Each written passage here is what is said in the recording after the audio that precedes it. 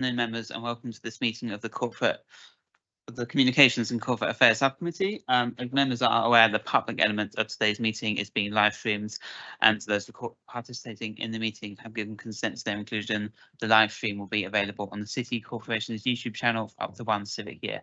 Chair. Great, thank you very much. Welcome everyone. Some quite meaty topics to cover, and one that I know at least will please many members of this committee and on the wider court. But anyway, without due holding up, let's move on. Town Clerk, to apologies. Thank you, Chair. Apologies for absence have been received from the Deputy Chairman, Deputy Christopher Hayward, Tice Brook, Alderman Timothy Hales, Deputy Caroline Haynes, and Alderman Prem Goyal, and Shravan Joshi. Great. Thank you very much. I would just say, before we go on further, that there will be a short item in confidential at the end. So if you are able to stay, members, I would be most grateful. Thank you. Thank you, Town Clerk. Chairman. Yes. Apologies, I'll do my best to stay. And the reason, as I mentioned, that I had to be online is I've got an urgent meeting elsewhere at about 5:30, so I'll do my best to stay until the end. I anticipate that we will have got to the confidential matter by that time. Wonderful. Cambridge, thank you. Thank you. Item 2 is members' declarations under the Code of Conduct. Do any members have any declarations? Seeing none, thank you, Town Clerk. Item 3 is the to agree the public minutes and non-public summary of the last meeting. Any corrections or matters arising? No, thank you, Town Clerk. Item 4 is a report of the Chief Strategy Officer on ward communications. So this is hotly anticipated, I'm sure, by many. Mark, do you want to give us an update on the proposals? Thank you, Chair. This comes as a consequence both of the fact that when we suspended them, we promised to come back 2 years later. We are now 2 years later, and there were ward mode resolutions in relation to this in Dowgate and Bishopsgate wards. Chair, communicating with workers and residents is obviously an area of significant interest to this committee and the wider organisation. In line with previous discussions, ideally this communication should be as regular as possible and therefore digital, including a range of topics of interest to our community. As this paper makes clear, we're able to reach every resident cost effectively through their letterbox, as we do 4 times a year through the City Living newsletter, and that's supplemented by regular emails. And we're confident that the resident card and other measures will serve to increase our contact rates with residents digitally, recognising that some do not have digital access. For city workers, our tactics are different. Getting our message to 678,000 people in paper form would not be practical or affordable, and office workers have near universal digital access. The City Belonging Project, launched just over 2 years ago, has now grown to around 5,000 individuals with 11 networks and is continuously growing. It has hugely increased our ability to engage with city workers and continues to grow. So there is a lot more communication there was 2 years ago going out than previously across our channels. We are working with DITS to develop a central corporate CRM to reach workers and residents at scale. That will enable us to harness the email addresses we hold across the organisation, identify gaps and communicate effectively. We have been asked to look again at the specific issue of ward newsletters, the most significant cost of which is stamps alongside staff time, and remembering that ward newsletters only go to those on the ward list, not to the other approximately 650,000 people that we serve in the city. The annual ward mote letter, which is sent out in non-election years, provides an opportunity to enclose a ward annual report as proposed in this report, which can be fully localised and used throughout the year, almost as a calling card. This can be done affordably, as the paper shows, because we do not need to put a stamp on it, and we would reduce the direct cost of that mailing from £1.14 per edition to approximately 7.7 pence, saving on postage. Chair, I hope you agree that this represents an effective and cost-effective programme of activity across our channels as we go forward. Thank you, Mark. I'm sure some members will want to come in. Just say I think this is a very good proposal, capitalising on the strengths of the City Belonging project, as well as digital engagement, and of course our new CRM system, which we all very much look forward to seeing implemented. But before I comment any further, I'm sure people want to come in. Karina. Thank you, Chairman, and thank you for the report, Mark. I declare I was in Bishopsgate when this was put forward as a resolution, and the overwhelming feedback from voters was that they missed that physical presence. I wholeheartedly agree with you that £1.14 per stamp is a lot of money across those large numbers you mentioned. So I wanted to propose a potential consideration stroke amendment that it doesn't have to go to every single person listed on the electoral roll, but maybe we could do bulk delivery to businesses, which would mean you wouldn't have to pay per person per stamp. The reason is we find it really hard. We have very patchy email coverage across business wards because people are reluctant to give out their business email addresses. Plus, these kind of newsletters get blocked, whitelisted by the internal systems. So they never actually reach the destination. And by having a physical presence, at a more affordable cost, because we're not sending it individually, but we're sending it in bulk, because that would make a lot of sense. I think we could have a win-win. Okay, let me take a few comments. Anyone else want to come in? Helen. Yeah, thanks very much, Mark. Just a comment at the beginning, because this bit of the meeting I think is in public. It is. Right? Yeah, so I'm not sure how many members of the public will know what DITS and CRM is. So I mean, I just thinking about the language that we use in these meetings. The second thing is I think that this will be welcomed by residential wards and clearly some business wards, but I think I've heard that in some business wards that people just don't think that this is an approach that will be terribly helpful. I might be wrong, and I might be just listening to member room chatter, but I just think, is it a one size fits all? I guess is the question. I think Karina makes a really good point about how to think about distribution, perhaps in a slightly different way. So, I don't know how feasible this is, but given that we've got a lead contact in most of the businesses who are registered, is there a way in which we can work with them to distribute or to signpost their workers to the newsletter, as opposed to trying to send something to all 600 and odd? I don't know. It feels like we need to be a little bit more creative about how we distribute. Thanks. Deborah. Yes, it's a point I raised with Mark earlier, which is really about how question time fits in with this as well. And I know we're talking about ward-specific communications, but part of my thinking was that as well as pushing information out at people, it's how do we get the people in the ward to communicate back at us. And I do think that question time is a really good vehicle for that. So it's just, if we're looking at things in the round, it's just perhaps factoring in the role that question time takes in getting engagement back from residents and workers, rather than just us squishing information at them. Thank you.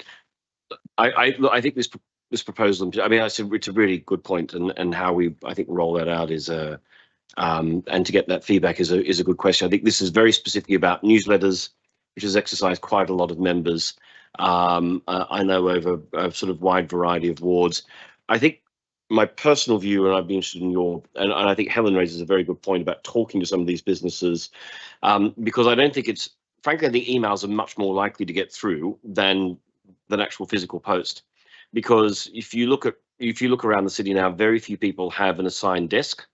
Most people are hot desking, and so it actually makes mail delivery a lot harder. And so certainly feedback I've had is that you can go to a mail room, you can deliver it, but they just won't put it on a desk.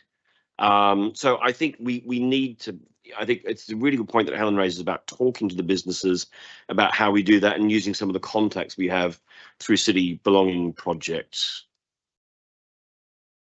Could I clarify, Chairman? I didn't mean for them to go to those offices and have a desk drop for each person. I meant like just a pile that can sit in reception as a physical presence. Just because they were welcomed. I agree with you. I don't think an individual desk drop happens in any corporate building anymore. And different businesses will have a different reaction. I think we need to be careful. James. Thank you, Chairman. 3 quick points. The first is a particular point in relation to the proper interpretation of what's being described in paragraph 12, because the use of email addresses there is referred to users consenting. Now, I can well understand that, but I want to be sure that if this is going with the electoral communication stuff, then actually there's a specific requirement within the law, which I might know a bit about, that enables you to send something. And whether it's physical or whether it's email, there can be challenges in getting it to the end people. So I do think, regardless of the method, we do want to talk to the key person. But I just want to be clear, are we suggesting that if it's going with the ward newsletter material from the electoral services team, that it's somehow still only going to those that consent? Because if that's true, we're going to have a problem. And actually, we don't need to worry about that if it's going with that communication. And then, Chairman, I just wanted to understand, what is the proposal here with reaching businesses? I mean, I think Karina makes a point that could work, that if you've got the key person, you can send a batch, let them then work about internal delivery. But if we're not talking about that, then I'm confused as to what the ward newsletter's intention is. So I'd like clarity about, are we only sending this to emails where they consent, because that will impact the reach? And what is the plan on the physical side? Thank you. Mark, do you want to come back? Chair, can I touch on sort of all of the points raised? There was a lot there. In terms of what, just to deal with the points Councillor Tunbridge makes first, actually, the proposal is that enclosed in the ward moat letter communication that goes statutorily to everyone on the ward list, there would be an annual report enclosed in that communication. That is a very cost-effective thing to do, and I see no reason why additional copies of that couldn't be, well, we can print easily additional copies of that could be left in receptions and so on at city businesses. In similar ways to the ones you're suggesting. However, doing a standalone postage to all 8,000 city workplaces would obviously be a difficult thing to do. On the question of email addresses, we cannot use the emails collected by electoral services for any other purpose other than elections, other than electoral administration. However, through City Belonging Project and other programs going on in this building, we are continuously improving our email list of city workers. On the point, which I think is an excellent one, around having a key person, we again can't use the key person that we use for electoral registration because we only hold that data for electoral administration purposes. However, through City Belonging Project, we are going to start a programme in the new year of asking every business to appoint a City Belonging champion.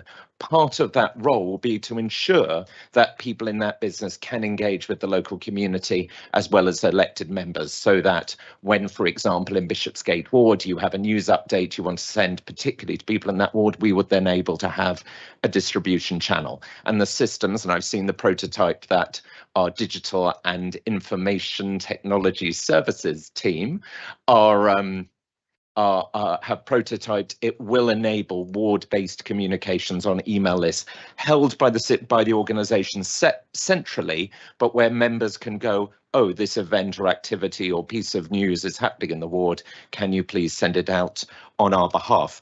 On the point that Councillor Oliver makes about the importance of two-way communication, absolutely. That kind of co-creation is enshrined in the corporate plan. That is the concept behind both on the city resident side, on things like city question time, but also around the city belonging networks. We had a and I'm going to mention it later, two fantastically co-created events, with one for people with disabilities, one for the Black community, even in the last week, and to encourage that two-way communication.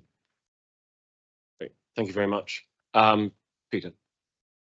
Thanks. Yeah, I support the proposal. I think it's a good compromise. There are members who would want to reinstate the old sort of 2 or 3 times a year printed, and I think there is a cost implication. There's an implication that time has moved on, as observed, and there's also a political implication, which is a lot of local authorities used to have these newsletters produced by the council on behalf of serving councillors, and generally speaking they were withdrawn because it was seen to benefit incumbent councillors.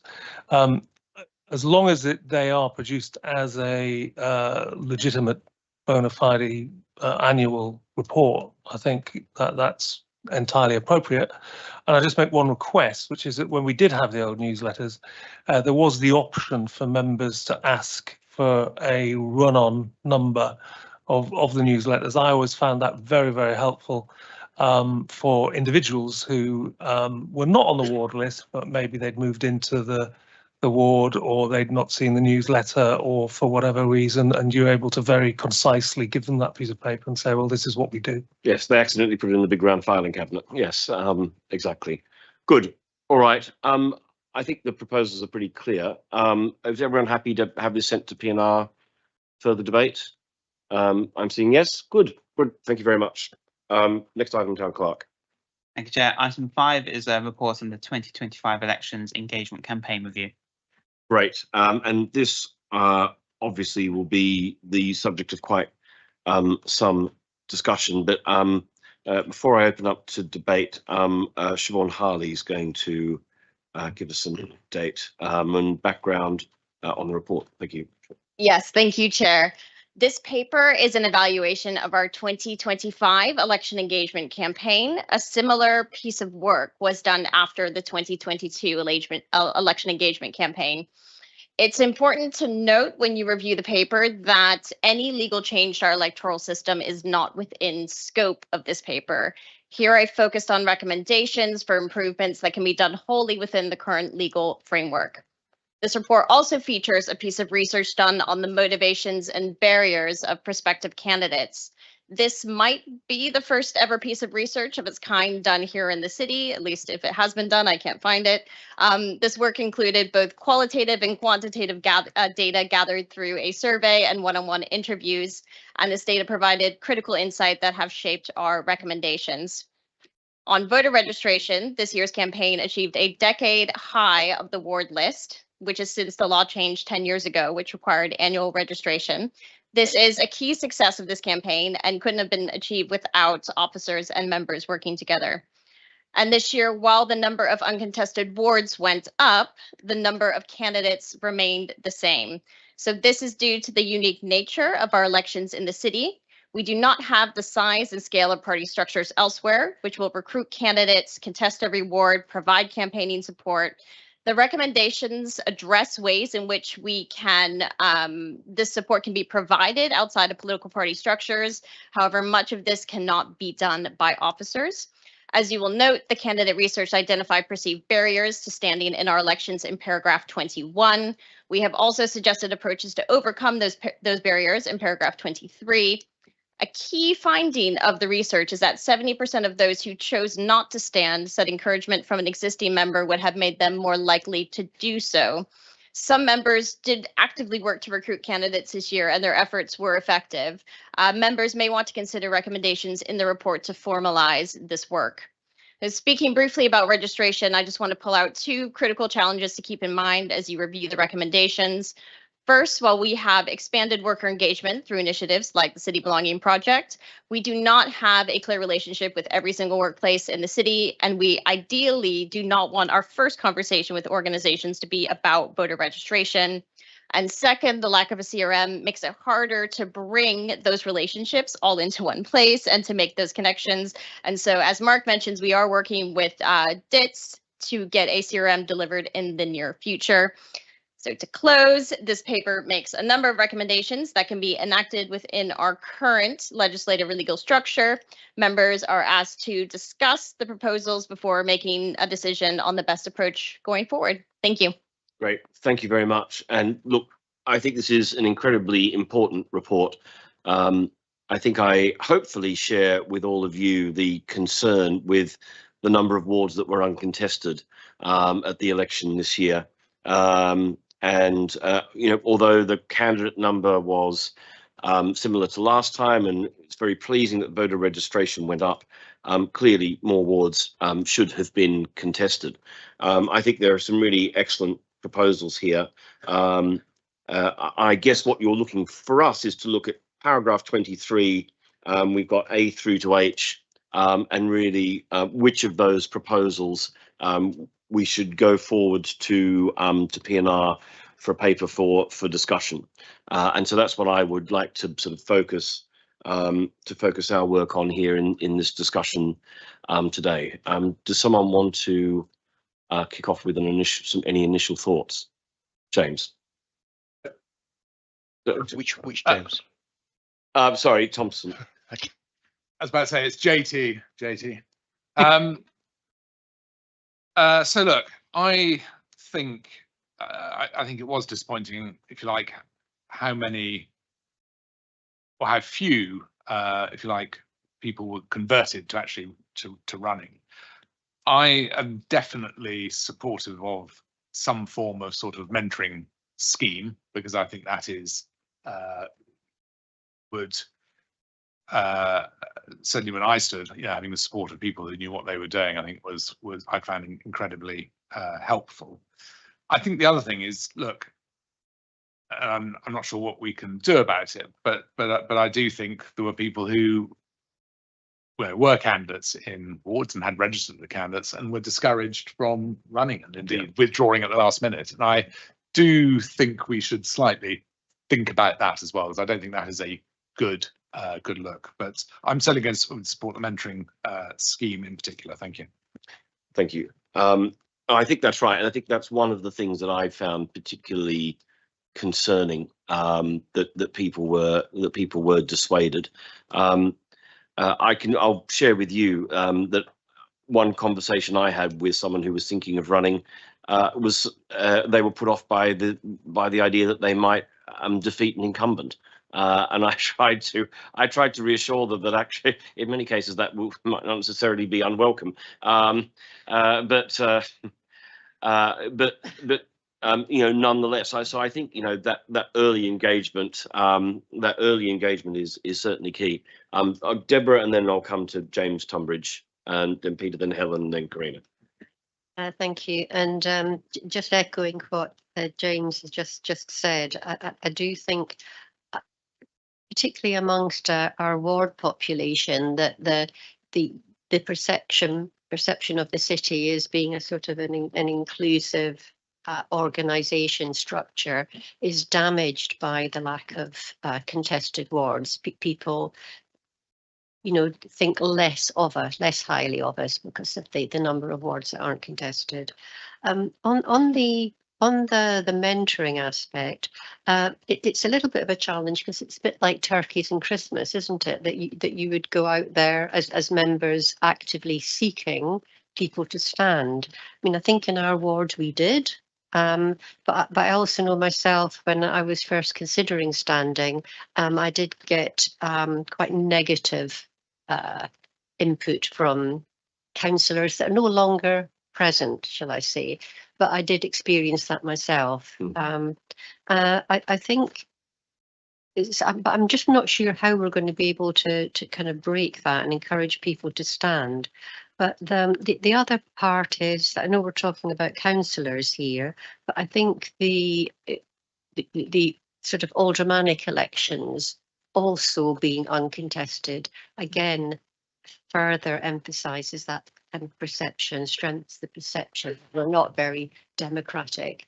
And I think, again, a personal view that if we're not having contested aldermanic elections, it is the pipeline for future Lord and Lady Mayors being negatively impacted. So no, that's a bit of an aside to this paper. So yeah, yes, an aside I might not let run on because it's outside the scope of this discussion. But again, I don't know what DITS is, so if somebody could just explain what DITS is. It's the IT department. Digital and Information Technology Systems Services. There we go.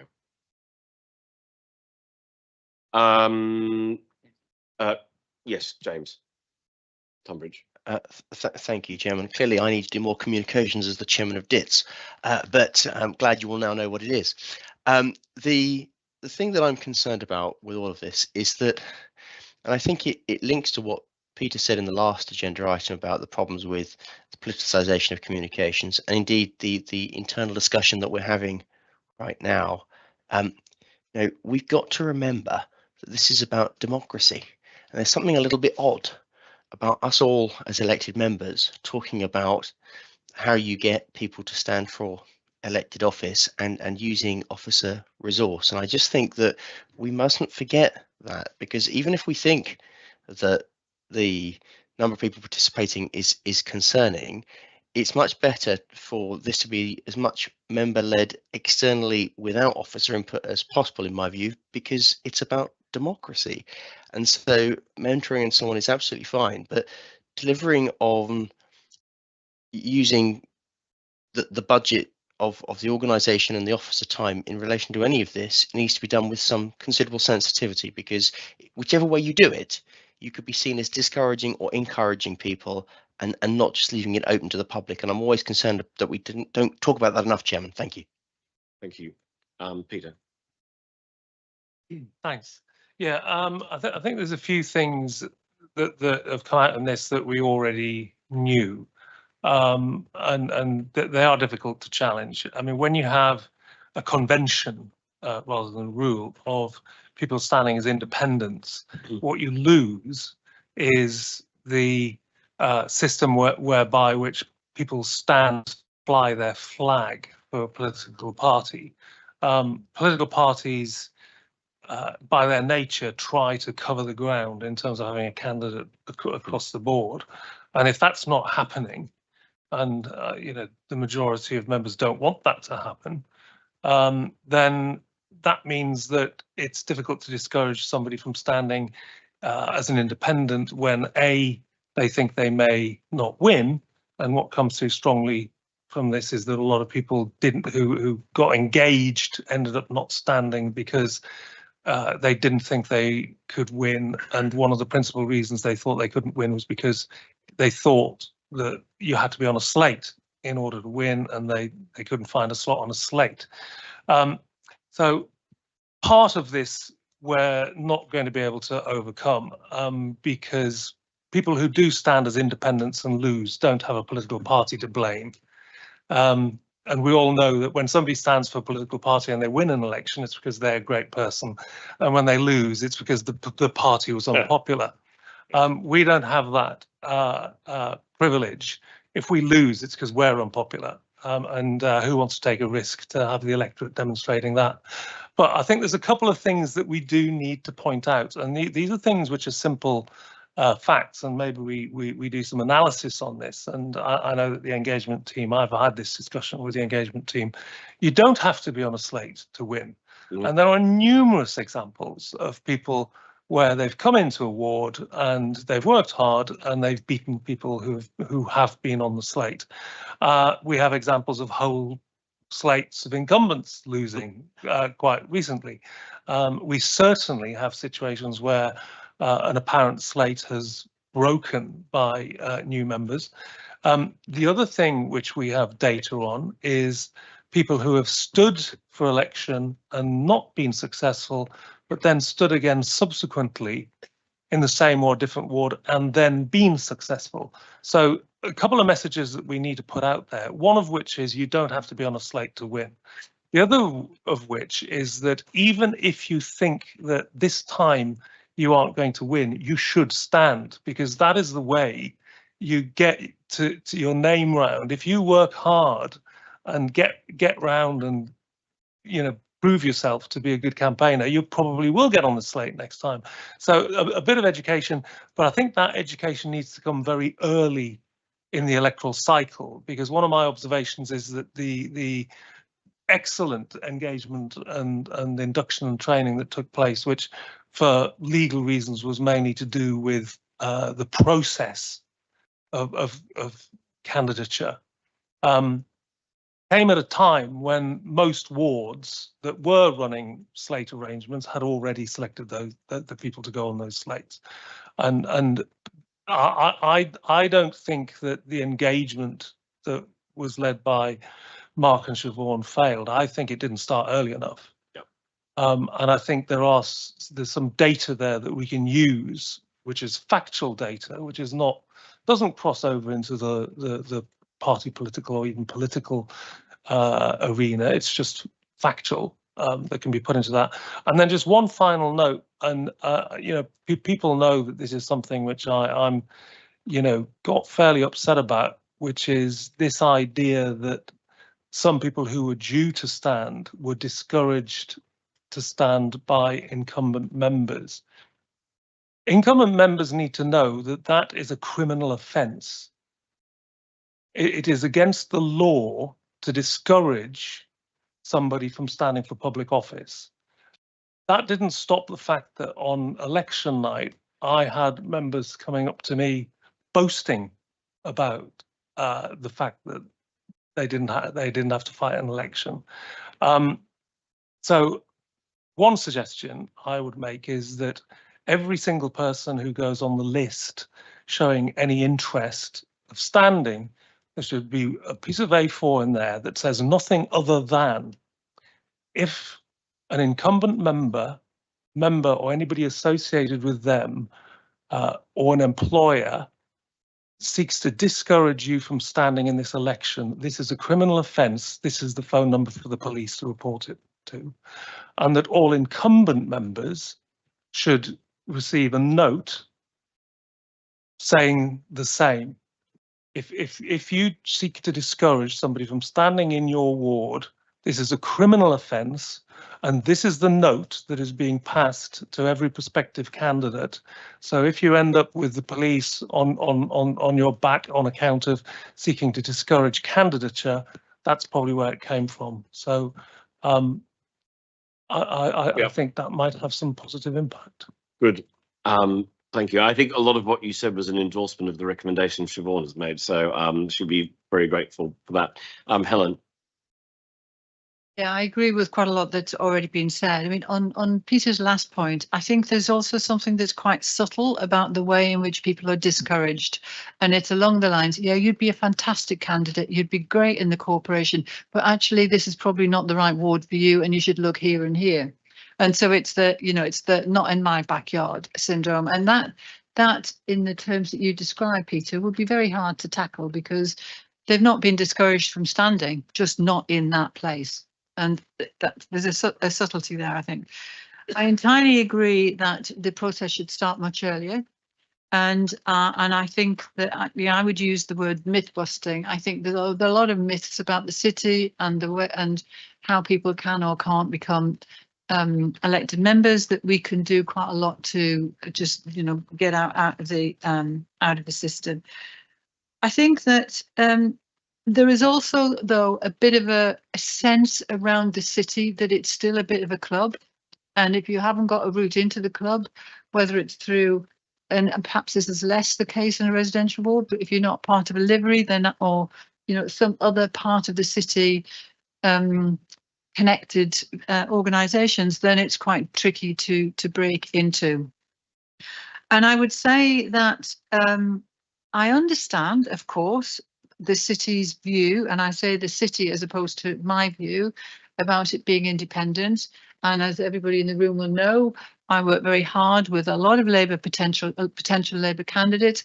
Many of them, when they declared which ward they wanted to stand in, were discouraged by people in those wards who said, actually, we don't like Labour, or we don't like political parties, and we're not a political organisation, and you really shouldn't stand. If you thought about being an independent, though, then there would be a much more supportive approach.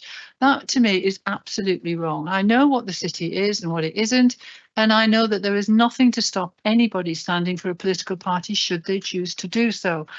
And that, for me, is a bit of the myth busting as well. It's counterintuitive to a lot of the thinking of some people, but nevertheless, it is true.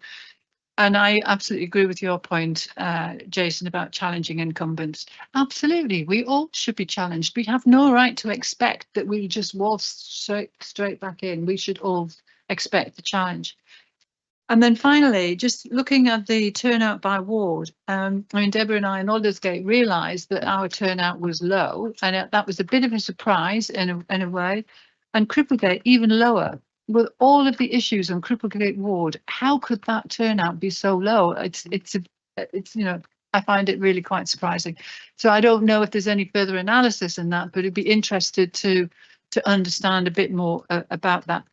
Vintry, I know exactly why that went up, because there were 2 Labour candidates against 2 others, and so people work very hard in that ward. Thanks.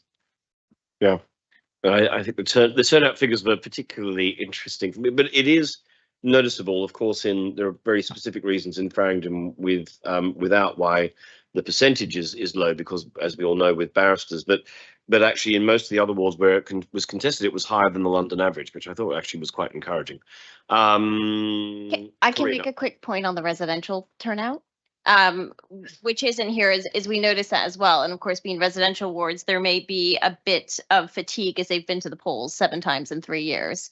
So that was our hypothesis of perhaps why it was down. Karina, then Emily. Thank you, Chairman. Just a slightly different perspective, because I'm hearing concern and you express concern, but reading the full list, I think some of these are normal hurdles in elections. And I've actually encountered really positive encouragement from incumbents and members looking for really good candidates and encouraging people to stand. And yes, getting them onto those slates, but that process, as we've identified in these comments, happens really early. So maybe the new people who sort of came to an awareness session and then thought they could win overnight, a lot of the campaigning starts a year or so before. But that's the same in a normal election, because a political party would be lining up their candidates early. They might run them knowing they won't win, and then they get them to run again. That's happened here a lot in the past, where I've had colleagues who've run 4 times before being elected. I've also run candidates and then they're not successful. So I have seen a lot of encouragement and a lot of informal mentoring. So it might be just plugging those people who are feeling they're not getting it into the right places. And that leads me to my question. So we did have a lot of wards that were contested with really good candidates that then didn't get in, versus then lots of wards that are uncontested. So is there anything against when someone approaches the Electoral Services Department saying, I'd like to stand in this ward? Can you say, oh, this one's heavily contested, have you thought about this one? You can't. No, you can't say that. No. Okay, that's fine. It was a question, but that's just, obviously there were some that were heavily contested, and in a way, it's a shame that we couldn't have had those good candidates running other wards. From multiple boards, but yes. Okay. Thank you, Emily. Thank you very much. My points were more slightly in the vein of Mr. Tunbridge, in the sense that I don't think it's up to officers in the most recent example, Karina gave, to sort of give that level of advice or in any way sort of try and shape elections. I don't think that's the role. I don't think that's the job.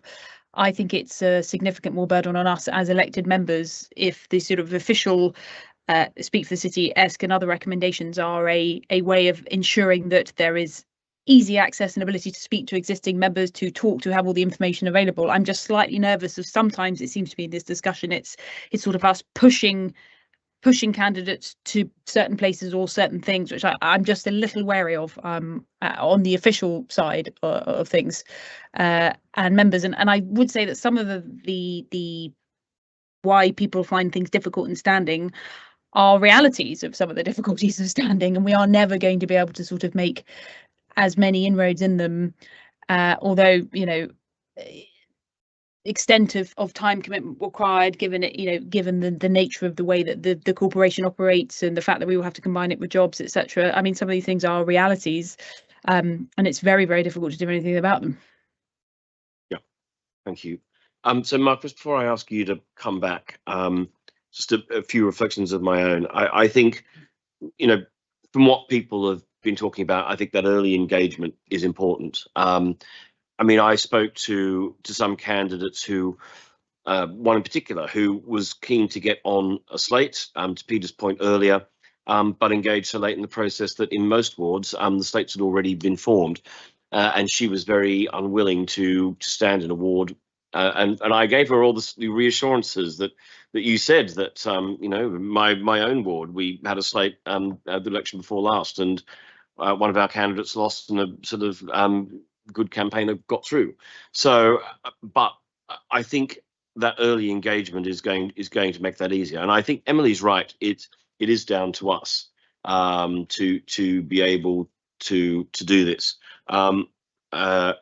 I think we all have a role in going and talking to and looking for potential recruits, and I'm sure that almost every member of this committee has done so, looking for people who might stand, talented people who have a contribution to make to the corporation and would complement and enhance the representation that we've now got. But it really should be up to us, and I think the point that Emily makes about officers having a certain role and going up to a certain point, and then, if you like, passing off onto us is a good one. Mark, I'll ask you to come back on some of the points that are made, but if I could, if I'm looking at A through to H, in terms of what we take to P&R, I'm hearing that, you know, elements of all of this are along the lines of what members are thinking as well, which is great. I'm not hearing a lot of support on D for yet another working group. I don't think that would be particularly welcomed by anyone. So I might just, unless you tell me I'm very wrong, suggest that as when we take this through to P&R that we don't include the setting up of a working group, because frankly the working group should be the Court of Common Council. But Mark, I'll let you respond. Chair, I will go to Siobhan in a second, because she has frankly done the work on this and it is her paper. But just on a couple of the comments made, the point about starting much earlier is basically what we're saying in A. Yep. A lot of the current processes are very informal and unofficial, and that can make it very hard for officers to engage with, such as going, oh, speak to this person, you know, if someone is interested in standing in X ward, they should speak to Y person, etc. That sometimes those informal processes don't necessarily work. In creating a formal mentoring scheme where officers are told exactly where to direct interested candidates would really help with a lot of that work. On the slates issue, I think the myth-busting point is very well taken, particularly around pointing out to people that they don't need to be on a slate in order to win. Siobhan, is there anything else that should be added? No, I think you've hit everything. Sorry, this is intended to be a helpful comment, but we do have the member development group, which is chaired by the Chief Commoner, and certainly some aspects of this, I think, could be referred there if there's detailed work to be done. Yeah, so. Well, maybe as you're putting together the paper for P&R, you speak to the member development group. Sure. Fine. Okay, so I think what we're agreeing is that this should go forward to P&R as a paper, A to H, with the exception of paragraph D. Yeah, Chairman, I might just clarify the process. The P&R papers will be going out once this meeting is done, so I don't think the opportunity to amend anything, but we can provide a verbal update of what happened at this meeting next week. Okay. Or James, we can, James, you really want to come in at this late stage? Tunbridge? Yes, Chairman, I was just trying to type in that I thought A, B and E were the bits that should probably get some sort of note that we're thinking policy should look at. I appreciate the paper can't be rewritten. Some of these things go into areas that it's a bit risky really for officers to be doing. Okay, I think that feedback's been taken and that will be reflected in how it's presented at PNR. And I think worth noting that some of the proposals we're not saying officers should be involved in. For example, C would be creating an external program so that officers wouldn't have to do some of this work. Though I do appreciate that that's not something we could exert a lot of control over and would take external funding, but just as an example. Okay, good. All right. Thank you very much, Town Clerk. thanks, Chairman. Next item is the regular corporate communications and external affairs update reports. Good. So this is the regular report. I'll ask each officer to talk to this, and also noting that Lisa, as part of this, has a very exciting introduction to make. But Lisa, I won't steal your thunder, and I'll let you do that in turn. So I think the first person we're going to is Christy. Yes, thank you, Chair. So we've outlined quite a lot in the paper, so I was just going to canter through a couple in the order that they are, maybe to highlight. So the team continued to support on work related to the markets. That's across comms and working with city surveyors and remembrancers work.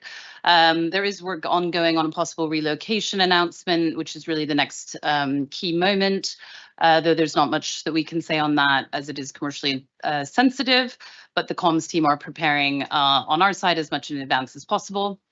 Alongside many other corporate colleagues as well, we have also developed comprehensive core messaging document on the City of London Police and its national lead force role, which has been shared with members as well. The team continued to deliver on political engagement. We have just wrapped what we feel was a successful conference season, a bit different than previous years, with thanks to members that took part in that. Papers were submitted prior to the season starting, so we will come back to the next committee with an assessment as well as learnings for how we can improve, suggestions for how we can improve next year. There's quite a lot of key policy priority areas where we do both comms and political engagement activity. There's two key areas that that over the past few months we've been working on in particular with colleagues across the organisation. The Mansion House Accord and next steps, particularly with the Lord Mayor, and the investment hub work with His Majesty's Treasury and the policy chairman.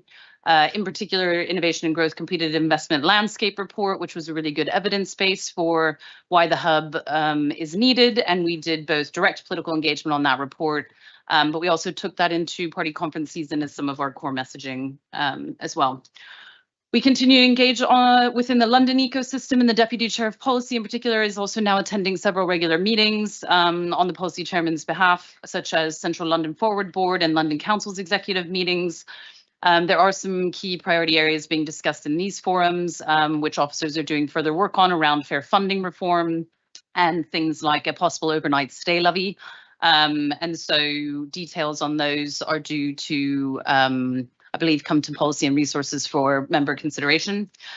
There was also a government reshuffle last month, and we've had really good early engagement with both the new City Minister, who attended right off the bat the Transition Finance Council launch at Mansion House, and also attended our party conference dinner at Labour Party conference, as well as the policy chairman having direct engagement with the new investment minister, which is kind of a key post related to work on the investment hub.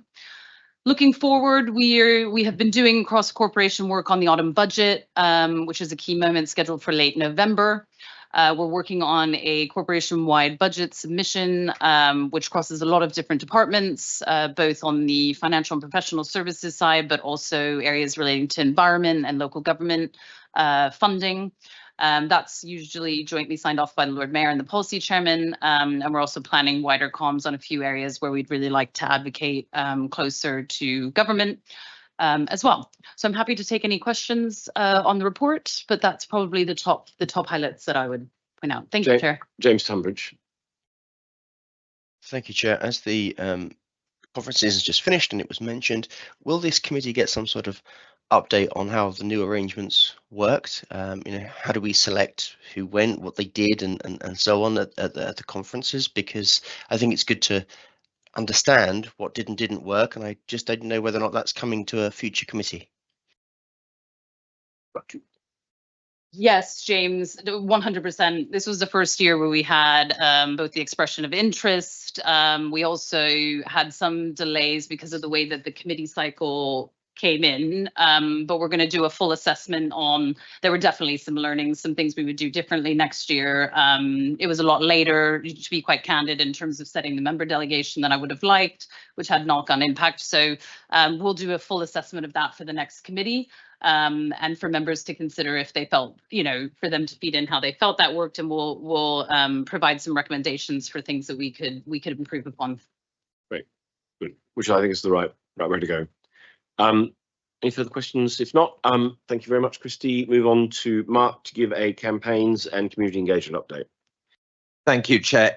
If I may, I wanted to highlight areas that have taken place in the past week since the report was published, because it's been an exceptionally busy time for our team in particular. And I know we've spoken about this separately. I wanted to talk about our response to the terrible attack in Manchester, and where we've been working with city police partners to engage in significant community reassurance work, sending emails to every member of the Jewish community that we're in touch with, and have had very positive feedback received in terms of our and the city police approach.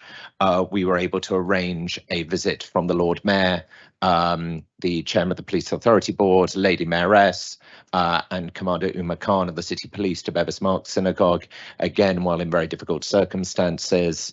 That was warmly received and shows a good example of partnership working with the City Police and alongside community partners. On a much more positive note, but at exactly the same time, the City's Black History Month event was held on Friday, and thanks in particular to the Remembrancer and his team for delivering what was an absolutely extraordinary event. To have more than 300 people in Guildhall from the Black community on a Friday evening with 12 sponsors from across the financial services industry showed the real power of what these kind of events can do. Yesterday was the launch of our Disability in the City Belonging Network, our 11th City Belonging Network, hosted by and organised by the Royal Society for Blind Children, a city-based charity. That introduction was made through Sheriff Bottomley. 50 people attended the event. Our staff networks internally were fully involved, and the event was delivered at no cost to the organisation at all. Just so members are informed on residential engagement, I'm happy to say that Grace Stagar-Shotbolt, our resident campaigns and communications manager, is back from maternity leave and will be coming back in, or has come back into that brief. So if you have any resident communications questions, please go to her. Thank you, Chair. Any questions? No, very comprehensive. Good, thank you very much. Media relations and social media, I think also covering off on internal comms and an exciting announcement. Lisa. Thank you, Chair. So I'm delighted to welcome Kathy Druce, who's sat at the back here. So Kathy is our first ever Head of Digital Communications. So really significant post and development for the City Corporation, and will be and is creating a digital communications team, and is also leading our digital review, which the closing date was today for the tenders to come in. So this will be a complete review across all of the corporation of all of our digital communications channels, and which includes websites, social media, and other activities. So this will give us a really rich picture of what is working, how we're reaching our audiences, and then will obviously lead to us developing a really comprehensive strategy. So we will obviously keep this committee fully updated with that, but delighted that Kathy is on board and already making an impact.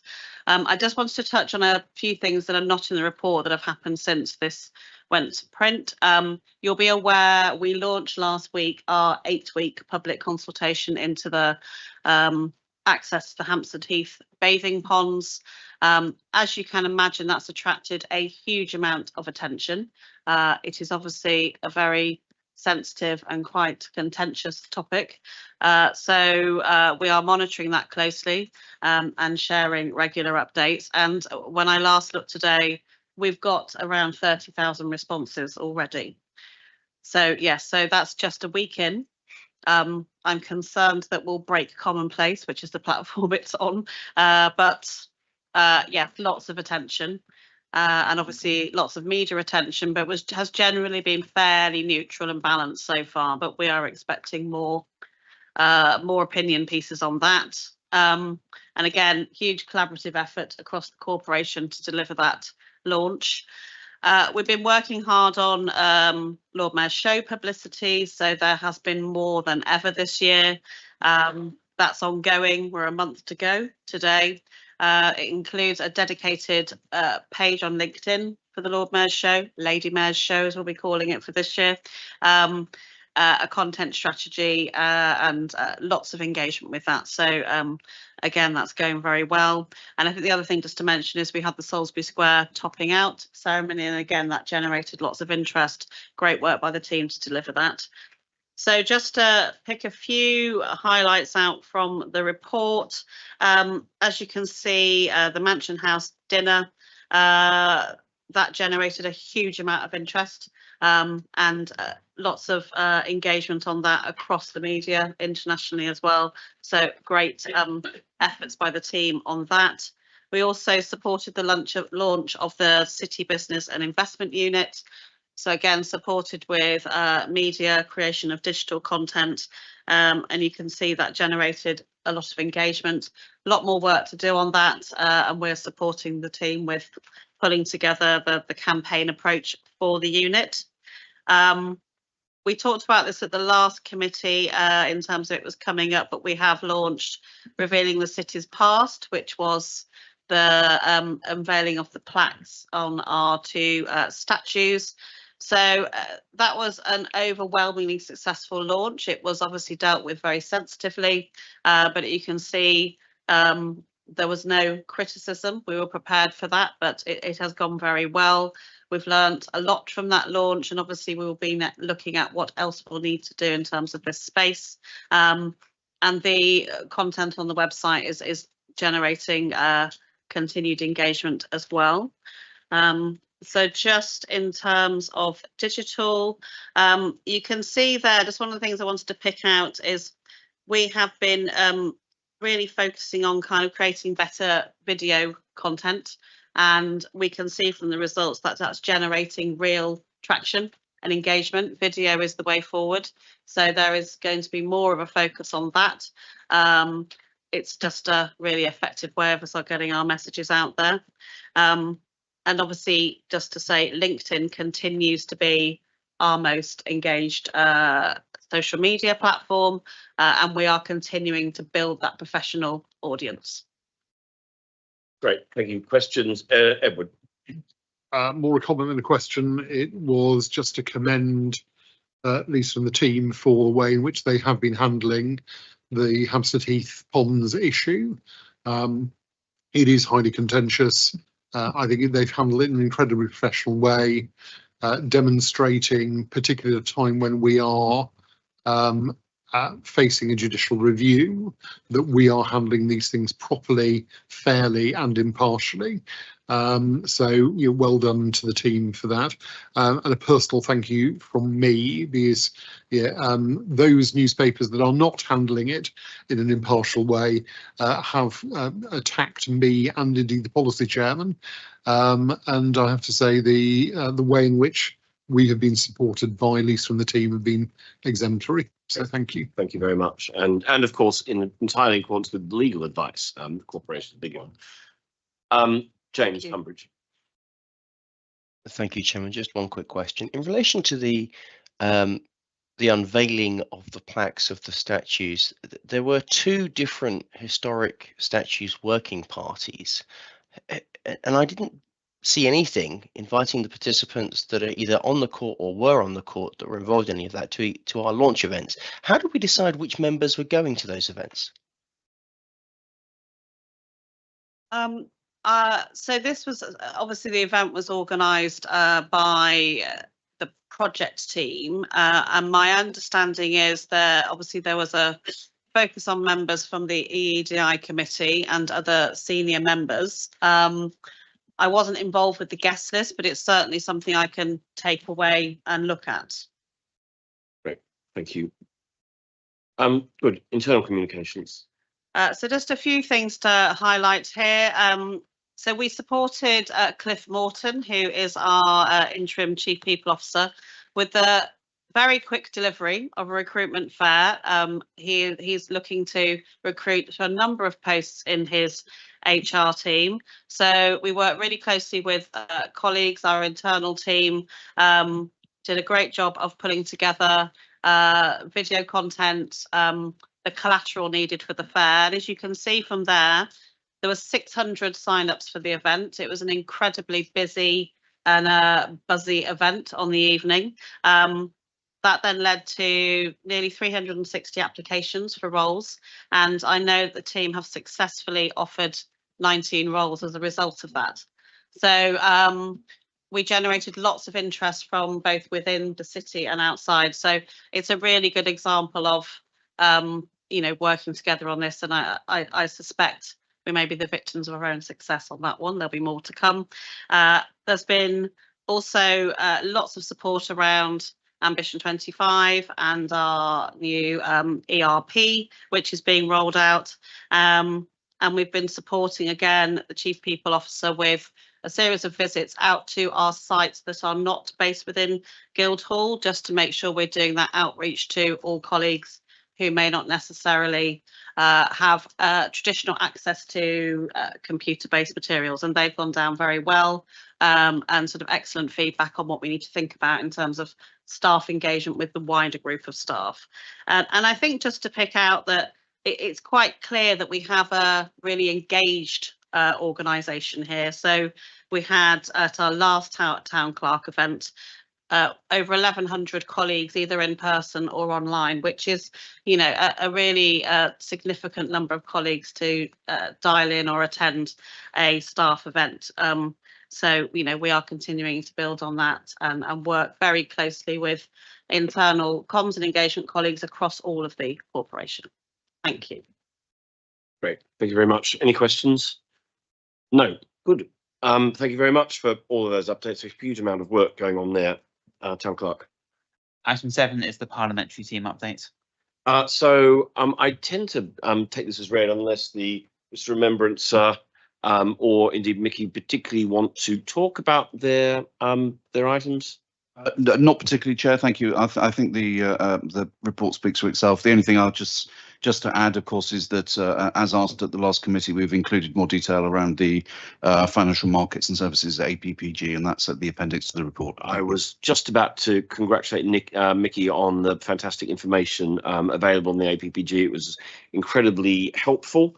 It's very good to know what we're doing there, and as we discussed in call over, you'll keep this committee sort of informed on current and maybe even future activities that the APPG is getting involved in. James. Thank you, Chairman. I have one question in relation to paragraph 6, the Children Wellbeing in Schools Bill. The note correctly identifies that the government says it's about removing barriers of opportunity. I happen to know that meetings have taken place with Baroness Smith to seek an amendment, because the government's intention to ensure greater participation at school, which is of course laudable, has an unintended consequence that they're currently planning on taking away the flexibility of headmasters and headmistresses at schools to allow absences for permission for certain things. So, for example, if a child got an opportunity to try out for the Chelsea Football Academy or to appear in a West End show or something, they may need permission to do so. Under the way that they're looking at recalculating and giving permissions, you effectively won't be able to do that, and any absence is a truancy.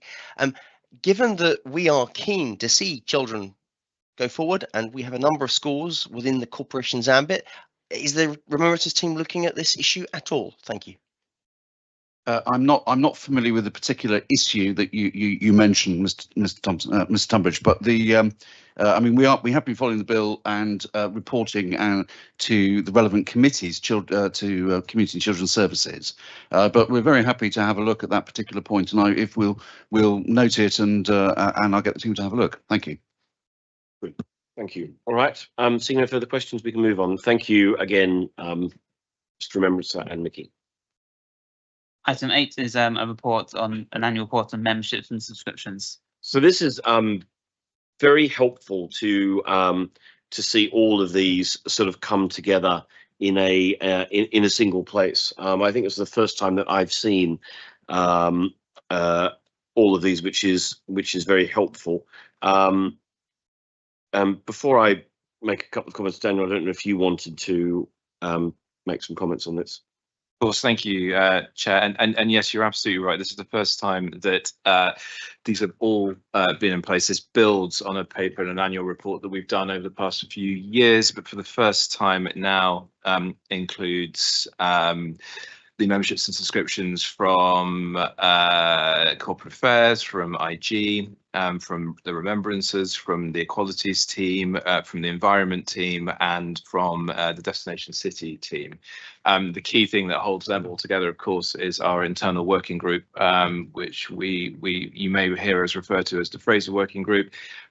So it's not Pan Corporation, but it is representative of that group that comes together to regularly talk about the competitiveness of UK financial services and our strategy therein.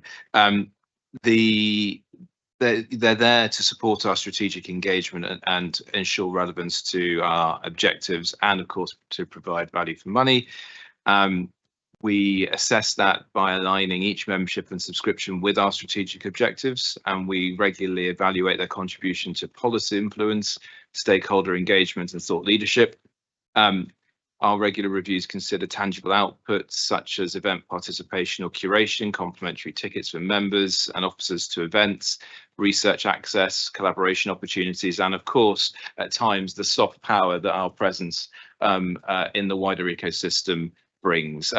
One final element that we do like to include, of course, is the feedback from internal stakeholders to help us determine whether that continued investment is worthwhile. Good. And I think it's particularly important that now we have this consolidated list, that we have a slightly more structured view into KPIs and value for money. I think that should be part of the ongoing work that we do on this. But I'm absolutely very happy to come back with that and delineate between membership subscriptions and what those KPIs are. Yeah, that would be, I think, very helpful. James. Chairman, I completely agree with what you've just said. And a quick observation. I mean, I appreciate that the committees that decide a lot of these things are various, but on the summary page on 65, it doesn't say that the funding's been agreed by the Chamberlain's Department. This is a report, however, about what's come through, so presumably it has.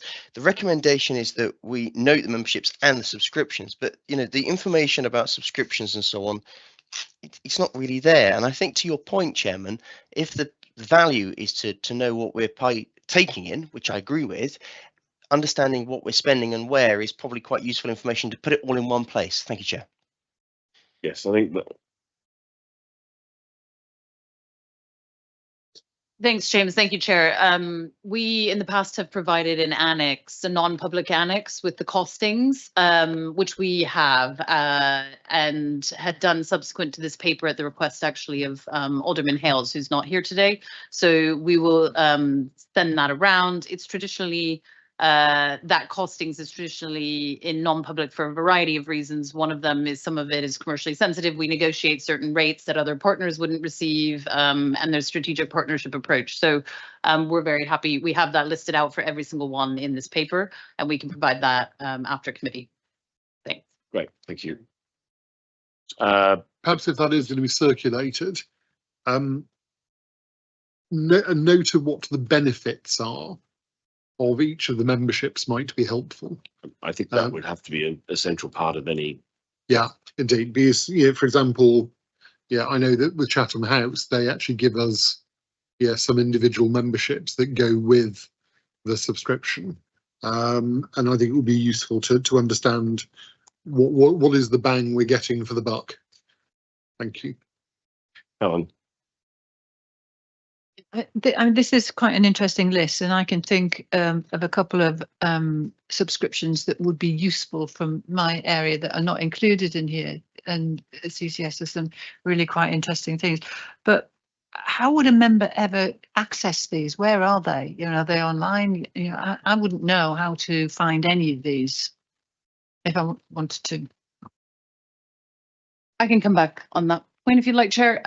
So on the, we do have a certain amount of licenses, for instance, with Chatham House, and members of this committee should all have access to that. So we'll go back and double check our licenses and make sure people have access in that instance. So I think we can commit to coming back and advising, and I think it probably would come within the noting the benefits of each of the memberships, because, for instance, the local government intelligence unit, anyone with the City of London corporation address can access that site that has different briefings and research on it. Whereas some of them, for instance, I'll speak to the corporate affairs ones, some of them are roundtable opportunities, for instance, with particularly the political ones where it's a roundtable with the minister. The process is for those to go up to the box for recommendation of a member that's best suited to attend, and then that's a political decision that's taken. Traditionally, it will be the policy chairman or the deputy chair of policy now that will attend those ministerial engagements. So members probably wouldn't have as much sight of those. The way that you would see those references kind of in the papers where you see that we're attending a roundtable. But more broadly, I would say that we would all be pretty happy to commit to outlining how you access the different corporate memberships and kind of subscriptions. We actually did do a one-pager for staff, for officers, on a few of the memberships that they have access to. So that's already readily available, and we can share that. Deb, let me come on to Deborah and I'll come back to you. I guess, could I just query on the Stonewall membership? Are we members of the Diversity Champion scheme? Adela. Yeah, if it's okay, if I can tell on, yes, they are, and we are. And actually, that leads me on as 2 points that I was going to make, Chair, if that's okay. One is, in terms of the timing, I was conscious that Christy had said about circulating the costings after this meeting.